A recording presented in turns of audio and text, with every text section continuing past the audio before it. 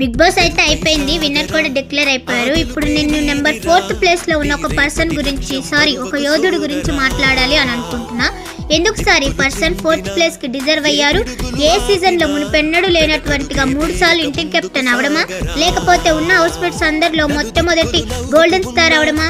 ఈ 9th సీజన్లో ఎవరికైనా కిరీటం రావడం మీరు చూసారా? తనకున్న టాలెంట్తో జనాల్ని ఎంటర్టైన్మెంట్ చేస్తూ కడుపుబ్బా నవ్విస్తూ ఆ గౌరవాన్ని కూడా తను సొంతం చేసుకున్నాడు.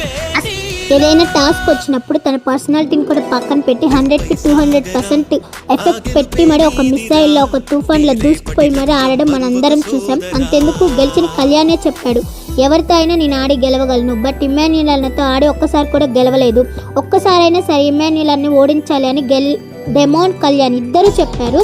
అది మనం చూసాము.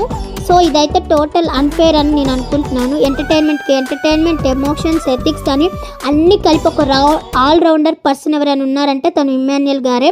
సో నేనైతే ఇది చాలా అన్ఫేర్ అనుకుంటున్నాను. ఓకే, మనం ఒక సైనికుడిని, ఒక కామన్ మ్యాన్ని గెలిపించుకోవాలి అని అనుకున్నప్పుడు అట్లీస్ట్ రన్నర్ అప్ దాకా అయినా ఇమ్మాన్యుయల్ గారిని తీసుకొచ్చుంటే బాగుండేది. తనకి కూడా ఈసారి ఒక కామన్ మ్యాన్ని విన్నర్గా చూడాలని ప్రజలు అనుకున్నారు అని తనకి సాటిస్ఫాక్షన్గా ఉండేది.